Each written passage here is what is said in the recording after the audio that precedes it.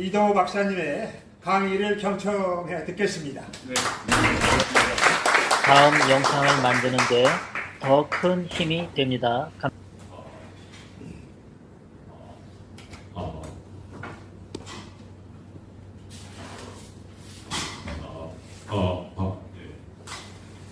여러분 만나서 반갑습니다. 이게 어제 내가 보냈는데 아마 김수열 회장님이 지금 재판이 지금 오후 재판이 속개된다고 해가지고 제가 어제 강연 본부를 미리 보내드렸는데 준비가 제대로 안 된 것 같습니다.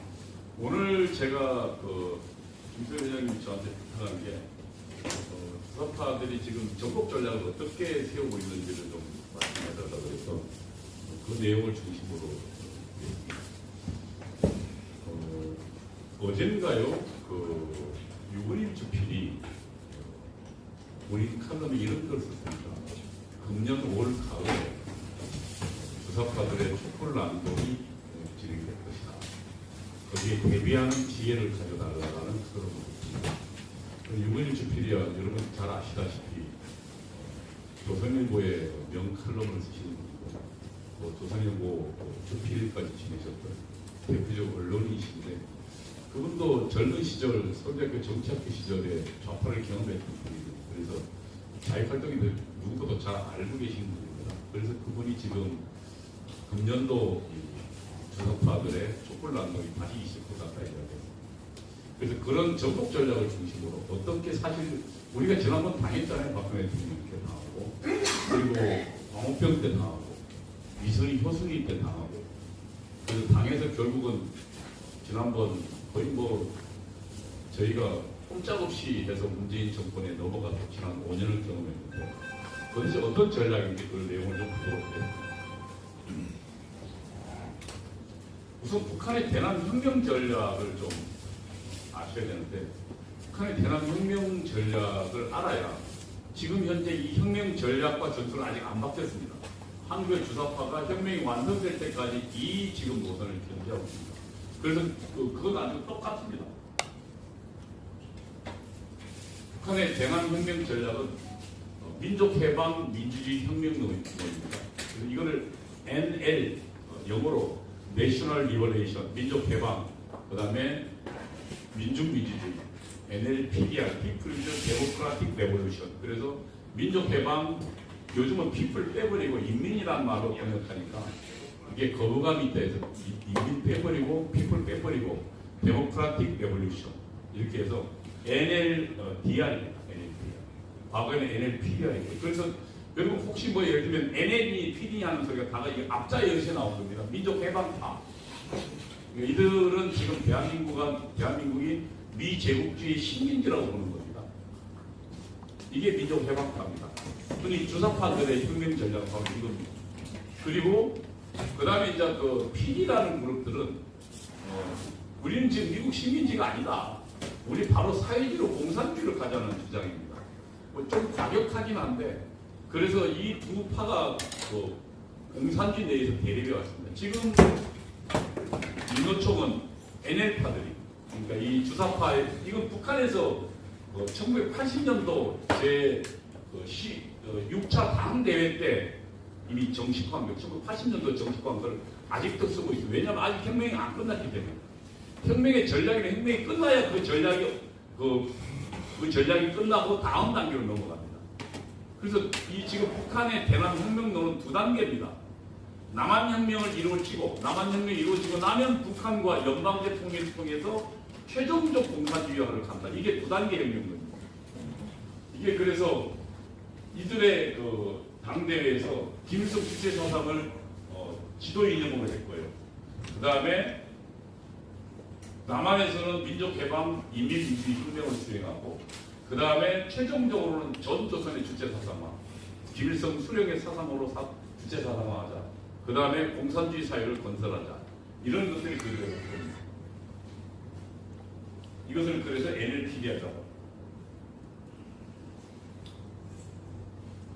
이 혁명론의 여러 가지 예를 들면 혁명의 성격, 대상, 그 다음에 적은 누구냐, 주력은 누구냐, 보조동력 누구냐 여러 가지 내용이 있습니다만 가장 알기 쉬운 것부터 보라면 이 혁명론에 들어가면 3대 혁명 투쟁 과제가 발생합니다. 왜냐하면 기본적인 그 북한의 혁명론의 인식은 뭐냐면 대한민국이 미제의 시민지다, 미제국주의가 지배하고 있다. 지금 한번 보십시오. 이번에 그 민노총이 이번 8월 13일 날 그 대규모 집회 나왔지 않습니까? 그때 주한미군 철수하라고 내걸었습니다. 그 내건 게 뭐냐면, 그리고 민노총의 가장 강력한 게 금속노조입니다. 금속노조라고 하면 현대자동차나 현대조선 이런 것들이 포함되어 있는 그 노조가 금속노조거든요. 우리나라의 민노총이 가장 주력이죠. 우리나라의 기관산업이고. 거기에 강령에 보면 미제국주의로부터 우리는 강점당하고 있다 그대로 나옵니다. 제가 몇 번 그 내용을 강연도 하고 아침 방송에도 하고 했는데요. 거기에 보면 그 금속노조 강령에 보면 그대로 나옵니다. 그러니까 지금 하나는 북한이 정치화한 건데 현재 미국이 식민지다. 그러니까 미국이 식민지니까 미국을 몰아내는 게 가장 중요하겠죠. 그럼 미국을 몰아내려면 어떻게 해야 돼요? 주한미군부터 내보내죠. 그래서 모든 것을 반미투쟁에 집결하라. 이게 첫 번째고요. 두 번째로는 자본주의 세상을, 불평등 세상을 극복하자. 어디로 가자요? 그래서 사회재산 전부 없애고 재산을 전부 국가 소유라는 공산주의로 가자. 이 두 가지 목표가 있습니다. 그런데 이 목표를 위해서 세 가지 투쟁이 있다. 하나는 자주투쟁. 자주란 반미를 말합니다. 그래서 정식으로 공산주의 명의로 하면 반미 자주화 투쟁을 말합니다. 그러니까 말은 자주라 해놓고 사실은 반미 투쟁입니다. 그 다음에 두 번째로 민주통일입니다. 민주주의 투쟁입니다. 이건 민주주의 투쟁이라는 것은 반보수. 그러니까 보수 세력을 척결하고 그 다음에 좌파 민주주의를 만들자는 겁니다. 그러니까 얘들이 말하는 건 우리 자유민주주의가 아니고 인민민주주의를 이야기하는 거예요. 그러니까 공산주의자는 요거를 잘 봐야 된다. 그래서 그 다음에 민주주의 투쟁, 그 다음에 통일투쟁, 연방제 투쟁, 이것을 이 혁명을 위한 3대 투쟁 과제라고 합니다. 그래서 얘들은, 주사파들은 공식적으로 자주민주 통일이라고 씁니다. 여러분 그 민노총이나 그 다음에 그 주사파들 사이트 들어가 보시죠. 주사파인 거 아니면 자주민주 통일 외치고 그거 다 주사파입니다. 그 전에 그 주사파가 1984년도에 그 한국에 그 공식적으로 학생운동이 뜨기 시작. 그 전에는 자주민주 통일이라는 내용이 없었어요. 주사파들 하면서 왔거든요. 이게 이제 자주민주 통일 3대 투쟁 과제라고. 그러니까 이들이 지금 민주화 투쟁했다고 그러잖아요. 그리고 민주화 보상도 하고 있잖아요. 근데 아시지만 민주화는 두 가지 민주화가 있습니다. 하나는 근대적 민주주의는 민주주의라는 것을 아주 쉽게 이야기하면 다수가 통치하자는 사상입니다. 그러니까 people 다수가. 그래서 우리 지금 현재 보면 다수가 결국은 정권을 잡잖아요. 투표를 통해서요. 그게 민주주의라는 겁니다. 그러면 우리는 왜 자유민주주의를 하냐? 오늘 조선일보 보니까 얘들이 역사 교과서에서 자유를 빼잖아요. 그러니까 민주주의는 다수가 통치하는 민주주의입니다. 그러면 북한도 조선민주주의 인민공화국입니다. 뭐냐면 북한도 다수가 통치하는 다수결로 다수의 뜻을 당연히 수령하니까요. 애초에 걔들도 선거를 하잖아요. 90%, 100% 투표를 합니다. 그래서 다수가 통치하는데 하나의 사상만이야. 그래서 그거를 전체주의라고 합니다. 그래서 그거를 인민민주주의라고요. 그러면 자유주의와 결합한 민주주의를 자유민주주의라고 해요. 자유주의랑 결합한 것은 뭐 예를 들면 국가의 그 정부의 권력은 제한돼야 된다. 그 다음에 1인 1투표제로 한다. 그 다음에 복수정당을 한다. 그러니까 공산당은 전체주의는 당 하나밖에 없습니다. 공산당. 중국도 지금 공산당 하나밖에 없고요. 북한도 하나밖에 없고요. 그러나 자유민주주의는 복수의 정당을 허용하죠. 그러니까 이것이 지금 다른. 그래서 민주주의는 두 가지가 있습니다. 하나는 자유민주주의가 있고, 그러면 이거는 완전히 다른 전체주의형 민주주의, 인민민주주의가 있는 거예요. 그러니까 지금 저들이 고등학교 교과서에서 왜 굳이 자유를 빼려고 할까요? 지금 문재인이나 주사파들이 요구하는 민주주의는 우리가 말하는 자유민주주의가 아닌 거예요. 그런데 사실 인민민주주의라 할 수는 없잖아요. 우리 국민들이 그 자기들 속내를 알면 반대할까봐. 그러니까 민주주의라는 것에 숨는 거예요. 민주주의는 두 가지가 있으니까요. 자유민주주의가 있고 인민민주주의가 있으니까. 그래서 공산당 주사파들 영어 전쟁을 정확히 아셔야 됩니다. 그러니까 그동안 사실 이들은 민주화 투쟁을 했는데 어떤 민주화 투쟁을 했냐? 인민민주주의라는 투쟁을 한 겁니다. 그러니까 지금 대한민국이 오늘날 발전한 건 자유민주주의 덕분입니다. 재산권이 확립되고 자유를 그러니까 1948년도 8월 15일 날 이승만 대통령의 건국 기념 연설을 보면 새로 수립되는 정부는 개인의 근본적인 자유를 보장할 것입니다. 이렇게 이야기해요. 우리 정부가. 그게 자유민주주의 탄생입니다. 반만년 이래 이 조선반도에 처음으로 국민이 주인인 나라 그리고 자유가 무제한적으로 허용되는 나라 자유인의 공화국이 탄생한 겁니다. 그게 자유민주주의입니다. 그런데 지금 한편으로 북쪽에는 뭐가 인민민주주의가 거기에 자유가 없어요. 그러니까 지금 우리는 지금 주사파들은 자기들이 민주화 투쟁을 했다는데 그 민주주의는 무슨 민주주의냐? 인민민주주의다. 그래서 걔들이 민주화 투쟁을 물어봐야 돼. 넌 어떤 민주주의를 원했는데?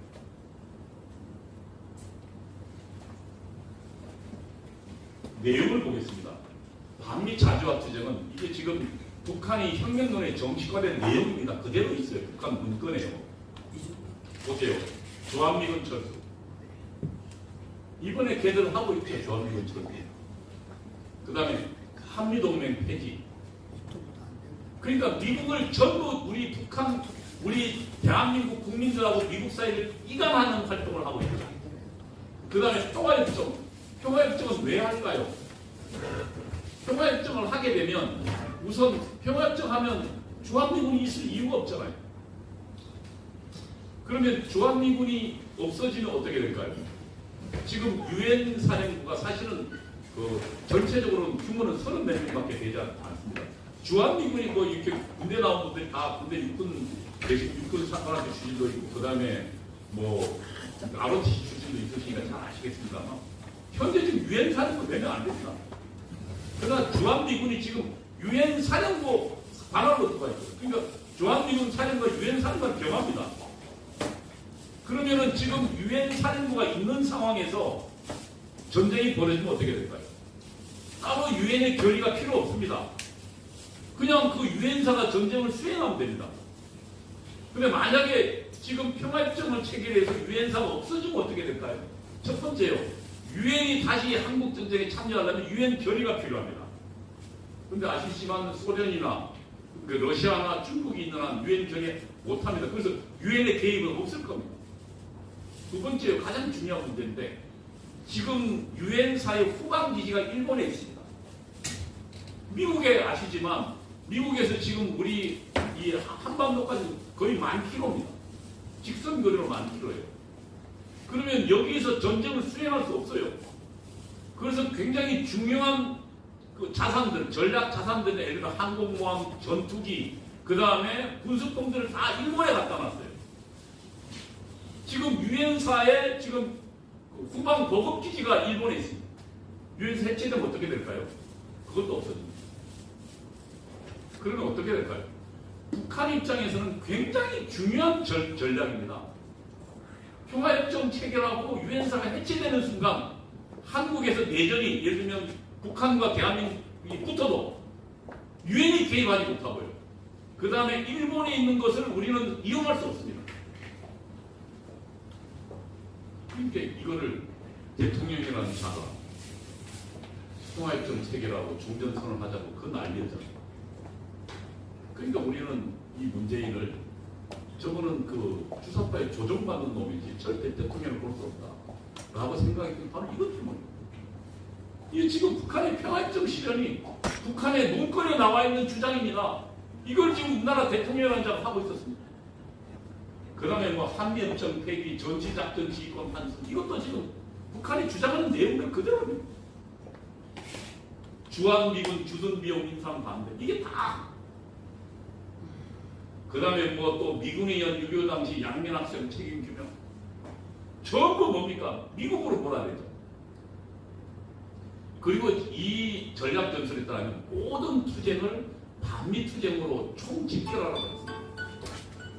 여러분 미선희 효순이 사건도 아시지만 제가 나중에 설명하겠습니다만 우리 그 중국에 예를 들면 우리 먹는 음식 가지고 과거에 장난 많이 쳤잖아요. 중국에 뭐 그 뭡니까 그 물고기의 그 중량을 늘리기 위해서 그 안에 뭐 낙도 넣고 뭐 그다음에 유해 물질을 넣어서 우리 그 뭡니까 심각하게 우리의 그 수입물에 우리 건강에 해칠 유해 물질을 넣었잖아요. 여러분 그 좌파 시민단체들이 반중 시위하는 거 보셨어요? 단 한 건도 없습니다. 근데 미국과 관련해서는 뭐 조그만 거라도 있어도 전부 미국 가서 난립니다. 왜요? 이 전략 때문에. 모든 초점을 반미에 맞춰라.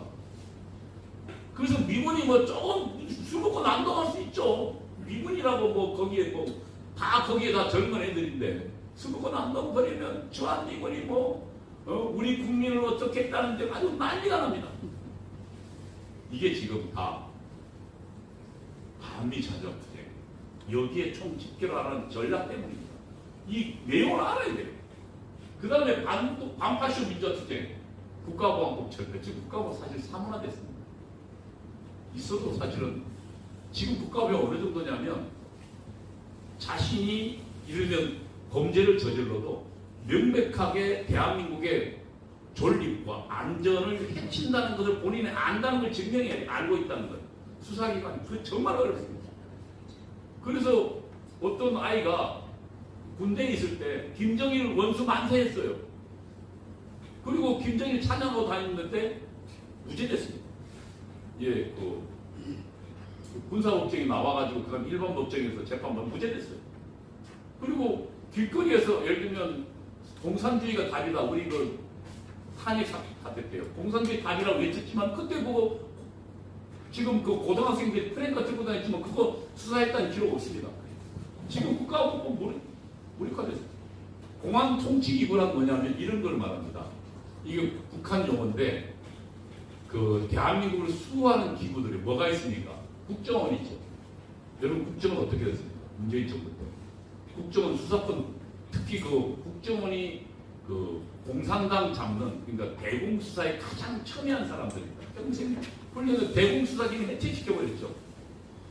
지금 2년인가 있으면 경찰로 넘어가야 됩니다. 국정원 앞으로 대공수사 못합니다.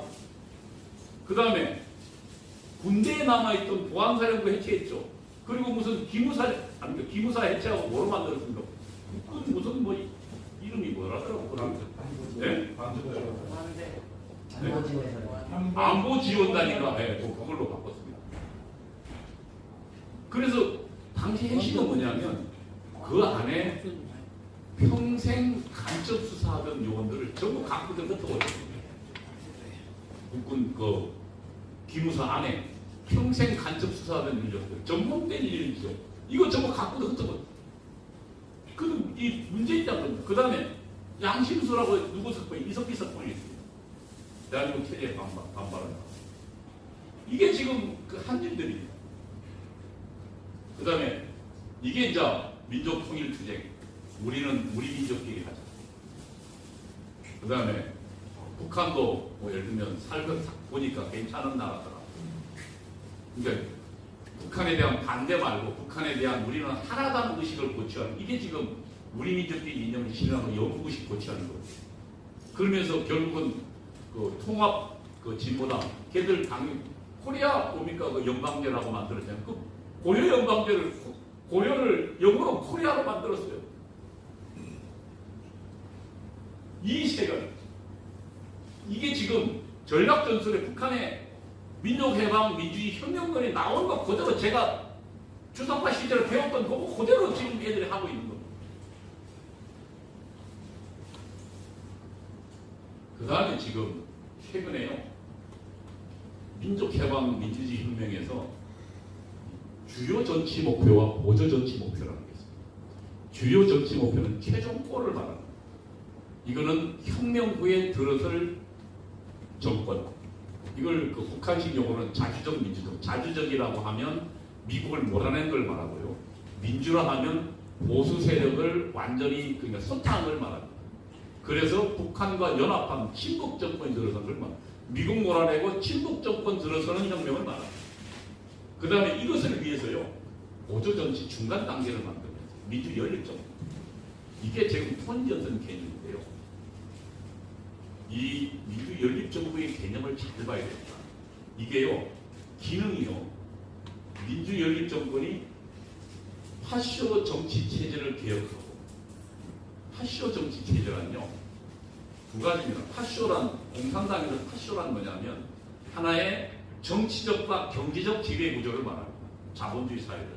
정치적인 뭐냐면은 반동 관료들, 그러니까 반동 정치인들 누구냐면 보수적인 관료, 그 다음에 보수 정치인들은 지금 보수 정치인은 국민의힘이나 이런 거 말하고, 그 다음에 지금 보수의 예를 들면 단체들은 여기 있는 분들을 말하죠. 그리고 여기에 경제적 토대는 누구냐? 재벌을 말합니다. 이거를 지금 이 민주연립정권의 기능입니다. 그 다음에 또 하나가 사회정치생활의 민주화를 실시하는 두 가지거든요. 그러면은 문재인 정권을 보겠습니다. 여러분, 문재인 정권 연립정권입니다. 정말 이거 보면 머리빛이 죽빛이 서는데 이게 혁명 바로 전 단계 정부거든요.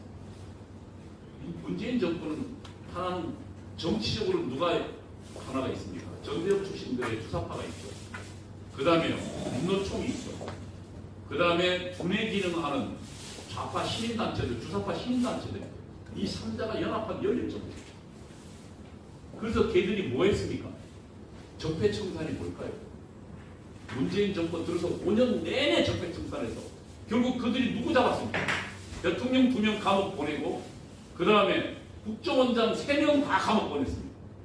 그리고 그 정권에서 일하던 150명 고위관리를 전부 감옥 보냈습니다. 이게 파쇼 체제, 그러니까 미제에 기상하는 반동 관료로 이게 속성합니다. 여기에 나와 있는 겁니다. 이게 뭐예요? 민주연립정부의 기능에 나와 있어요. 북한이 정식화. 이거 수행한 거예요. 적폐청산이라 해가지고. 그러니까 지금 대한민국의 체제 변경이 진행되고 있었던 거예요. 이번에 정권 안 잡았으면 큰일 날 뻔했어요. 그러면서 얘들 지금 그 다음에 또 뭐 했습니까? 제가 파쇼 체제는 두 가지, 하나는 정치적이고 반동 관료배, 또 하나는 그 다음에 또 하나는 뭐 했습니까? 경제적 기반. 여러분, 재벌 감옥 다 감옥 보냈죠. 이재용 감옥 보내고요.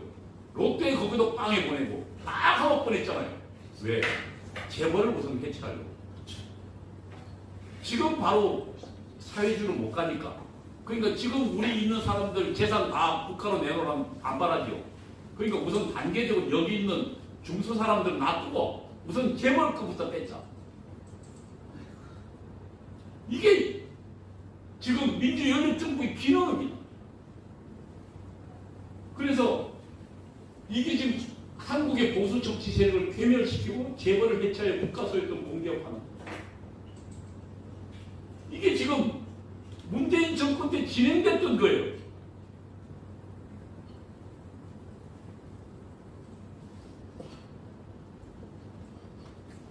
이해찬은 뭐라고 했습니까? 한국 보수 세력을 불태우겠다고.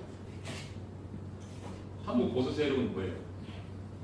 야당. 그 당시는 지금 현재 여당이죠. 보수 정당. 미국의 우호적인 정치인, 고위관료, 군인들, 이 사람들을 말합니다. 그 다음에 경제적 기반인 대기업들을 말합니다. 이게 파쇼적 정치체제의 개혁입니다. 설명해 줍니다. 이게 지금 지난 문재인 정권 5년 동안 시도했습니다. 그 다음에 사회 정치 생활의 민주화라는 건 뭐예요? 혁명 기반을 구축하기 위해서 국가보안법 철폐, 공안기관을 무력화하는 겁니다. 이거 지금 문재인 정권 때 다 진행했죠. 만약에 이재명이 들어선다는 건 완전히 공천화된 거죠. 이재명은 이미 2005년도인가요? 2012년도에 성남시장이 됐는데, 성남시장 될 때 그 경기 동부연합 김미희랑 그 후보 단일화 해서 김미희가 양보해서 성남시장이 됐습니다. 그리고 성남시 시장의 인수위원회를 김미희가 맡았습니다. 그러니까 그 김미희 배우는 누구입니까? 이석기죠. 그래서 이석기가 이미 뭘 했냐면 그 경기 동부연합이 이재명이 성남시장이 되자마자 청소 영향을 악으로 쳤습니다. 청소 영향. 그리고 성남시 산하단체 주사파들이 대거 다 포진시켰어요. 아예 성남을 그 혁명 기지개로 만들었어요. 이재명은 그래서 경기동부와 이석기와 그 다음에 한청년이 연합세력입니다. 지금 이석기가 당장하게 있으면 더 모릅니다. 지금 그래서 이 지점까지 가다가 지난 대통령 선거에 정말로 24만 표 차이로 우리가 이깁니다. 혁명 경로는 이렇게 됩니다. 혁명론에 따르면 우선 통일전선체, 예를 들면 뭐 진보연대가, 그 다음에 정당으로서는 진보정당입니다. 그러니까 지금 이 박근혜를 얼마나 북한하고 이 좌파들, 주사파들이 미워하겠습니까? 통합진보당을 가지고 연합정부 구성해서 집권해야 되는데 통일전선 만들어서 그거 막은 거잖아요. 그래서 그나마 하나님께서 살아계셔서 곳곳에서 걔들을 좌절시킨 겁니다. 통합전선체를 구성하고 그 다음에 민주연립정부 이 구성까지 간 거예요. 그리고 최종적으로 혁명을 통해서 진보정부 인민민주주의 실현하겠다. 우리 자유민주주의와 다른 개념으로 얘들은 진보적 민주주의. 그러니까 그 인민민주를 하면 어감이 안 좋으니까 얘들은 용어를 잘 사용해요. 진보적 민주주의 이름을 바꿨어요. 그 다음에 통일전선체가 이끄는 진보정당이 집권이 되고 그 다음에 폭력을 통하거나 혹은 그냥 선거로 가는 선거를 통해서 집권하죠. 이게 저들의 혁명 전략입니다. 그러면 구체적으로 주사파들이 어떻게 대한민국을 정복했는지 제가 이것들이 어떻게 이 전략이 실행됐는지를 보겠습니다. 우선 자유민주주의는 내부의 전복전에 취약합니다. 전복전이라는 게 뭐냐면 내부에서 뒤집는 거. 그러니까 전쟁을 동원하지 않고 내부의 선전선동을 통해서 내부에서 권력을 뒤집는 걸 말하거든요. 그런데 자유민주주의란 뭐니까 개인의 근본적인 자유를 보장한다. 그러니까 예를 들면 그 좌파들이 뭐라 그럽니까? 공산주의를 선전할 자유를 줘야 제대로 된 민주주의라고 그러잖아요. 그래서 전복전에 약해요. 그 다음에 또 대중들의 근시안적인 예를 들면 돈을 푼다면 이거 문재인 정권 내내 돈 가지고 풀었잖아요. 그래서 문재인 지금 집권 내내 40% 여러분 여론 조작하면 그러지 않아요. 실제로 우리 지금 그 자유통일당에 서명 받으러 가보면요 30, 40대를 싸늘하게 쳐다봅니다. 그러니까 실제로 서명 받으러 길거리 다니고 일반 사람들 만나본 사람들은 그 내용을 알아요. 30, 40대 저기 싹 넘어가 있어. 왜? 30, 40대 아줌마들한테는 전부 애들 유아 뭐 예를 들면 집에서 안 키워도 된다고 했잖아요. 이전에 애 집에 안 봐도 돼요. 애기 1살 때도 다 유아원에 맡기면 되고요. 그 다음에 수당도 나옵니다. 예. 그 다음에 애들 학교 들어가도 수당 지난번에는 어떻게 선거 앞두고 80만 원씩 다 나가셨잖아요. 그래서 30, 40대 걔들 싹 돌아섰어요. 자유민주주의가 저런 인기영합주의 정책이 아닙니다. 이 근본적인 한계예요. 그래서 이런 것들을 가지고 자유민주주의를 내부에서 공략하는 취약합니다. 그래서 공산주의자들은 뭐냐면 합법투쟁 전술이 있어요. 자유민주주의가 허용한 자유를 가지고 그 체제를 정복하는 거예요. 이거를 합법법을 이용한 투쟁, 합법투쟁 전술. 그래서 공산주의 투쟁은 세 가지가 있어요. 합법, 그러니까 법을 이용한 투쟁. 그 다음에 비합법, 아예 법을 어기는 투쟁, 폭력적으로 점거한다 할지, 그 다음에 폭력을 행사한다 할지, 그 다음에 뭐 부순다 이런 건 비합법. 그 다음에요 반합법이 있어요. 적절하게 섞는 거죠. 공산주의자는 약합니다. 전복전이란 전쟁이 아닌 또 다른 수단에 의해서 정치체제를 타도하는 겁니다. 전복전은 그래서 4가지 단계로 이루어집니다. 우선 전위그룹이 형성되고요. 두 번째로 이 전위그룹이 어디로? 전위그룹이란 이 사상적으로 무장된 강력한 집단을 말합니다. 소수지만 사상적으로 무장된 그리고 전략 전술을 갖고 있는 집단, 소수 정예 집단을 말합니다. 이 뭐 공산당이나 혹은 소수 혁명가 집단을 말합니다. 이들이 우선 형성됩니다. 그 다음에 이들이 사회 각계각층으로 들어갑니다. 그 다음에 세 번째, 사회 각계각층에 들어가서 대중들을 선동합니다. 그래서 대중 시위를 유도합니다. 그 다음에 맨 마지막에 시위로, 혁명으로 타도합니다. 이게 전복전입니다. 이걸 한번 보겠습니다. 1975년도 월남, 자유 월남이 무너졌습니다. 여러분 중에 아시는 분들 월남전에 참여한 분들 계실 테니까. 근데 이때 그냥 전쟁에서 무너진 게 아니라 자유 베트남에 베트콩이 있었습니다. 우리 지금 주사파 나중에 보면 거기에 가장 인기 있는 주지사가 간첩이었습니다. 공산화되고 들어갔어요.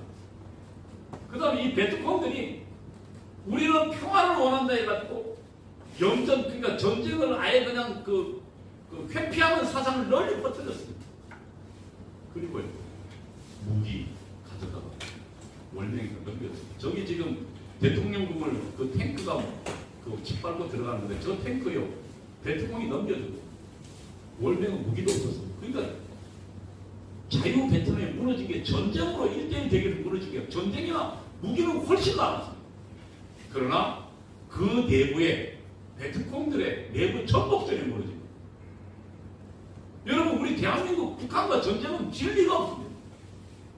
아니 어떻게 거기랑 예산이 지금 수십 배 차이가 국력이 지금 수백 배 차이가 나는데 어떻게 지금 그러나 자유민주주의는 치명적으로 이 내부에 침투한 정복 세력이 약하다. 그래서 우리가 걱정하는 거예요.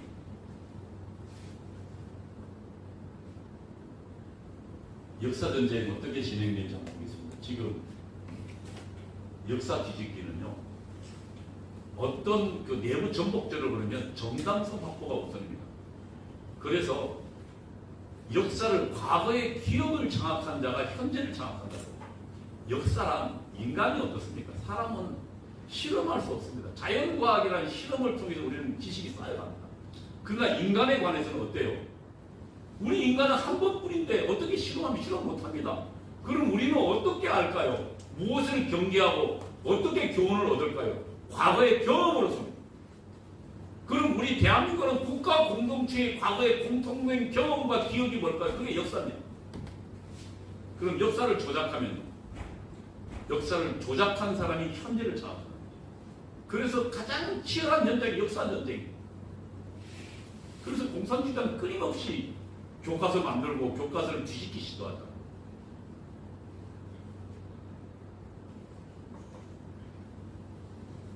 주사파들 역사지식 핵심 전략은 6.25 당시 공산당에 대한 만행 치고 이번에 그러니까 개정된 고등학교 한국사 교과서 시안에 보면 6.25 남침에 대한 북한군의 남침을 아예 뺐잖아요. 만행을 치우고 그 다음에 지금 진실과 화해위원회 이번에 최근에 김광동 박사 괜찮은 사람들 그 사람이 들어가서 최근에 북한군에 의한 이 기독교인들 집단 학살이 밝혀졌지만 그 전까지는 전부 미국 학살만 주장했죠. 모든 책임을 미국으로. 그 다음에 이승만 박정희를 증오하고 그 다음에 김일성과 우리는 하나다. 이게 지금 역사 뒤집기의 핵심 내용들입니다. 제주 4.3 폭동 미중 봉기로 바꿨잖아요. 아시지만 제주 4.3 폭동은 남로당의 당시 대한민국 정부 수립을 위한 50 총선거를 방해하기 위해서 시작된 겁니다. 그래서 사전에요 일제히 제주도에 있는 10여 개 파출소를 일제히 습격했습니다. 그리고 남로당원들이 총 7,000여 점의 무기를 들고 있었습니다. 총기와 그 다음에 화약, 다이너마이트, 수류탄 다 이게 무슨 봉기입니까? 그냥 민중들이 일어난 거 아닙니다. 사전 계획 일제히 사전 습격했다. 그리고 거기에 국가가 대항해서 한 건데 이걸 좀 뒤집었잖아요. 제주 토벌대장을 보세요. 제주 토벌대장이 지금 공덕부에 그렇게 철장을 쳐놨습니다. 제주도에 박진경 대령 이게 지금 역사 현장입니다. 그러니까 이 박진경 이 대령이 제주 토벌대 대장인데 그것도 한 달 정도 토벌하다가 암살당했습니다. 남로당 보아한테요. 한 달밖에 못 사는 사람을 저렇게 지금 추모비 만들어놨는 저걸 지금 쇠 참사로 만들어놨다.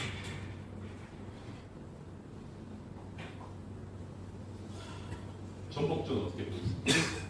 전위그룹이 형성됐습니다. 대한민국은 전대협 같은 학생운동석의 전위그룹이 만들어졌죠. 전대협 지하조직 반미 청년의 누굽니까? 뭐 예를 들면 그전 충남지사에서 안희정 같은 애. 그 다음에 조통그룹. 제가 있던 그룹이 조통그룹인데 인수경 한국시킨 그룹. 그 다음에 환학자족.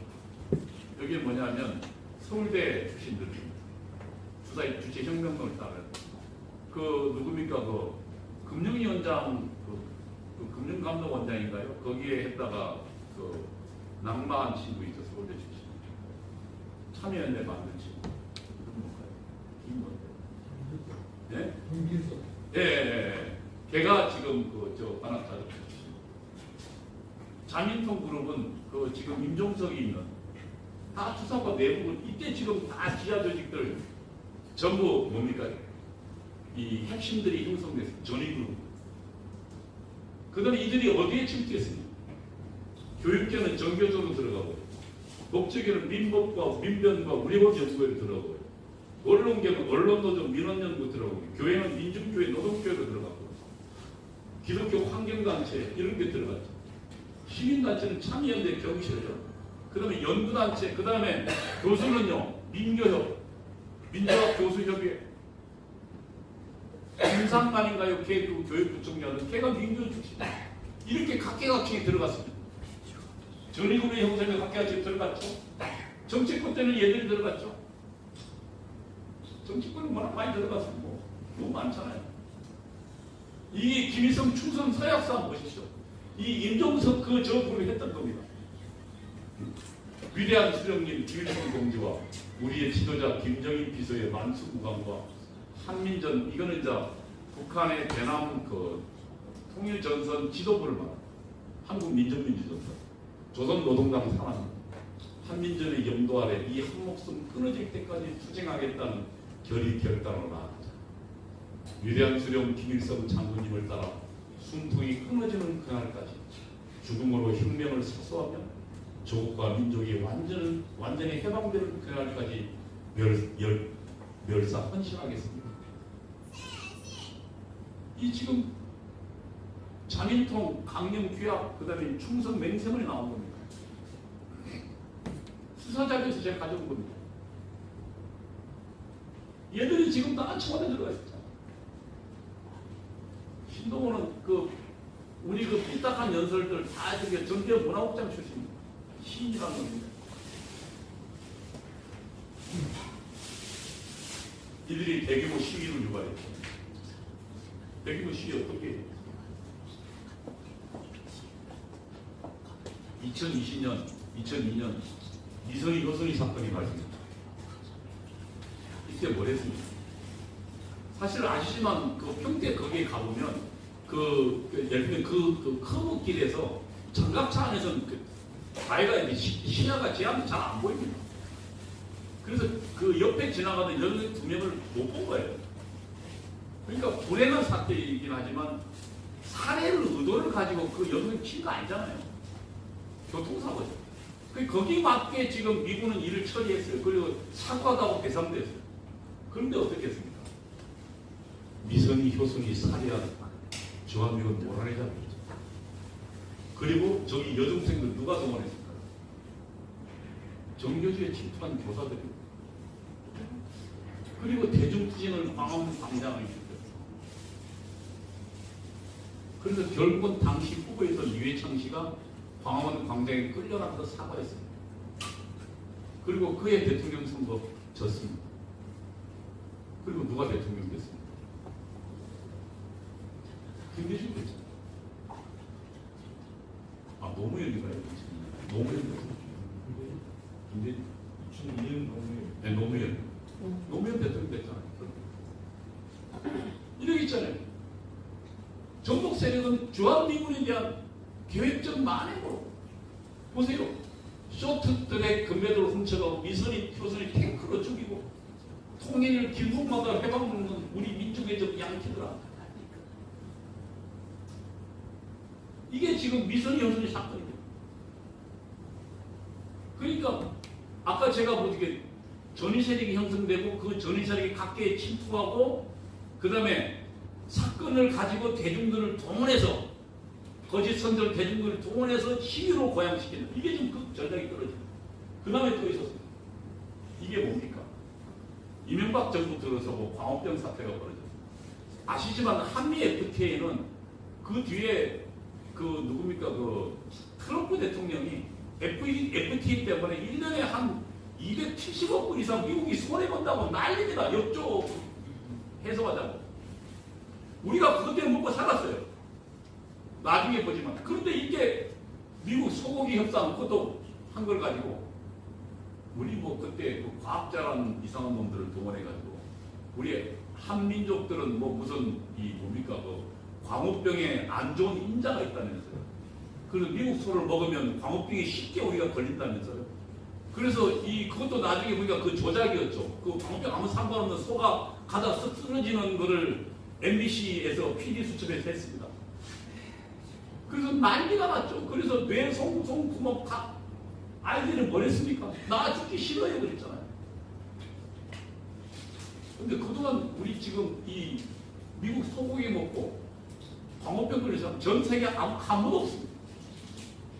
저 거짓으로 이명박 정부 1년 내에 아무것도 못했습니다. 이게 그냥 벌어진 거 아닙니다. 뭐가요? 주사파 전위 세력이 각계 침투해서 대중들을 동원해서 거짓으로 선전해서 어디로 시비로 끌고 나온 겁니다. 이거는 지금 저 밑에 이 아줌마들이 있는 거는요. 저기 지금 이 한살림 그다음에 둘에 해가지고 생활협동조합 있잖아요. 얘들은 무슨 뭐 유기농 먹거리로 해가지고 지금 국민들 많이 씁니다. 얘 1년에 몇천 원씩 조칙합니다. 그 돈 전부 좌파들한테 들어가고 있어요. 얘들이 주민들 선동해서 아파트 단지 위에 저렇게 붙이고요. 지금 이 광우병 사태 나왔잖아요. 이게 2008년이에요. 그 다음에 2014년도 세월호 사태가 터졌어요. 이것도 아시지만 우리 안산에 있는 아이들이 수학여행 가다가 배가 뒤집혔죠. 물론 관리감독 책임도 있죠. 그러나 가장 큰 책임은 그동안 8번인가 수사했지만 가장 뭐예요? 그 배를 운행하는데 배가 그러니까 그 복원력을 가지려면 아래 평행수를 채워야 물을 채워야 배가 파도에 기웃덩거려 다시 돌아오죠. 근데 이 짐을 많이 실으려고 그 뭡니까 세월호 거기 그 운행사가 물을 다 빼버리고 어떻게 무에다가 짐을 실었잖아요. 그러니까 그 물살 깊은 곳에서 배가 기웃덩하니까 이게 복원력이 화랑 딱 넘어졌거든요. 네? 울돌목인가요?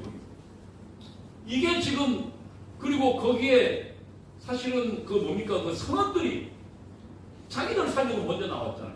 정규직도 아니었고 원래 선원이나 선장은 맨 마지막까지 있어야 돼요. 근데 선원들이 방송으로 남아있어요.